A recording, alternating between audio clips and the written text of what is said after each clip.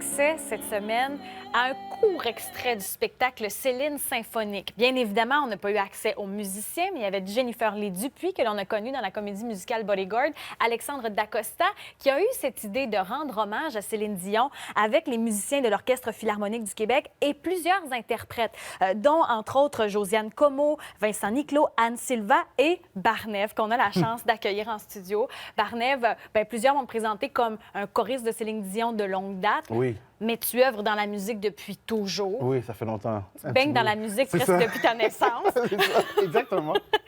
Céline symphonique, on en parle beaucoup. Ouais. Donc, c'est présenté demain et le 28 décembre à la Maison symphonique. 2 représentations par jour. Oui, oui, oui. C'est la première fois que je fais quelque chose comme ça. J'ai jamais eu l'opportunité de faire 2 spectacles en même journée, là. Ça va être cool. Ça va être un petit pressure que je vais avoir besoin.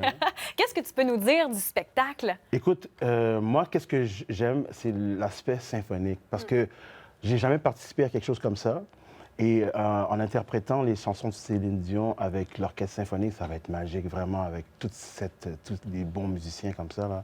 Ça va être vraiment bien. Le choix des chansons aussi de Céline Dion, très orchestrales, Ouais. des chansons à voix, on a entendu Ouais. la chanson interprétée par Jennifer Lee, c'est beaucoup de puissance. Beaucoup de puissance. Je pense que l'interprétation qu'on va donner, les gens n'ont jamais entendu. Non. C'est des arrangements nouvelles avec l'orchestre. Je pense que ça va être vraiment touchant, spécialement avec ce qui se passe avec elle présentement. Je pense que les gens... Tu sais, les chansons de Céline sont vraiment émouvantes déjà, mais avec l'orchestre, ça va être vraiment spécial. Les belles voix qui vont participer, ça va être spécial, ouais. Mais toi, justement, qui as partagé la scène avec elle, qu'est-ce que ça te fait de participer à ce projet-là? Comment tu le vis, toi? Moi, je le vis. Écoute, comme je t'ai dit, moi, j'ai jamais participé à quelque chose comme ça. Pour moi, l'expérience, c'est une expérience très unique pour moi. C'est spécial et je le prends comme ça vient. C'est que ça va être très, très, très spécial. Justement, on parle de Céline Dion. Quel impact ta collaboration avec elle dans les 20 dernières années, quel impact ça a eu sur ta carrière à toi? Écoute, Céline, c'est une personne tellement disciplinée. Elle respecte beaucoup sa voix. J'ai appris beaucoup d'elle avec son professionnalisme. Elle adore ses fans et puis elle respecte beaucoup, beaucoup sa voix. Et c'est quelque chose que j'admire beaucoup en elle. Elle a une discipline tellement spéciale que c'est ça qu'on prend d'elle. Même si elle nous dit pas elle donne pas de conseils, mais juste en l'observant, tu vois comment elle est. Elle interagit avec son public, avec ses fans. Elle est vraiment une personne simple aussi. Elle n'est pas starlette comme les Américains. Oui, souvent. Elle est tellement... les 2 pieds sur terre, puis elle fait des jokes tout souvent, puis elle nous fait tout le temps rire, puis c'est ça qu'on aime avec. Puis toi, comme chanteur, ça a eu quoi comme impact sur toi? Comment toi, tu l'as matérialisé dans ton art à toi? Ben écoute, moi, j'ai jamais eu d'apprendre à chanter. J'ai jamais pris des cours de chant. J'ai toujours eu la discipline venant de l'Église. Avec Céline, c'est un totalement autre monde.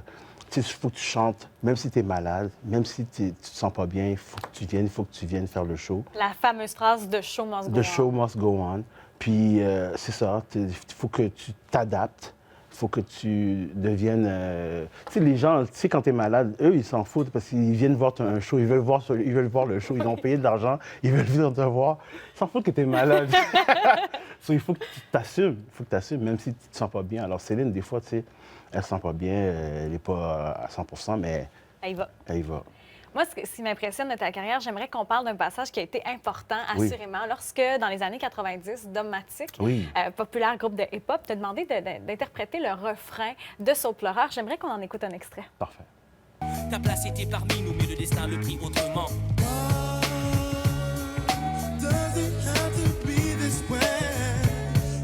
C'est froid, cette journée-là. Oh, man, je faisais moins aimer l'eau. On voit que tu souris quand tu regardes les images. Ben Ça te oui. fait plaisir de voir ça? Ben oui, tu sais, on était des jeunes. La musique, pour nous, c'est quelque chose qu'on aimait faire. On pensait vraiment pas que ça allait exploser comme ça. Mais ça a vraiment pris de l'ampleur. Puis pour nous, c'est quelque chose qu'on a toujours voulu avoir à faire, tu sais, comme carrière. Puis quand ça a développé, les gens étaient tellement réceptifs. Puis ça nous a donné l'opportunité de voyager puis j'adore.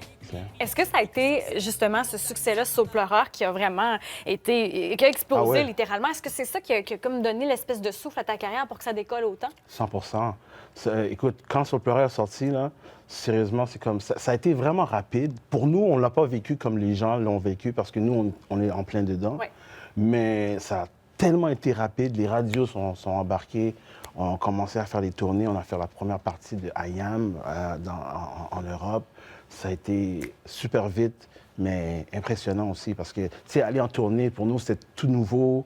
Puis, tu performes devant plein de gens, Beaucoup de monde. Puis, comme, waouh, c'était vraiment impressionnant, mais c'était cool, ça. Puis aujourd'hui, on est là et bientôt, 2024 est à nos portes. Il y aura un nouvel album et cette année, on a eu droit à un premier extrait. Oui.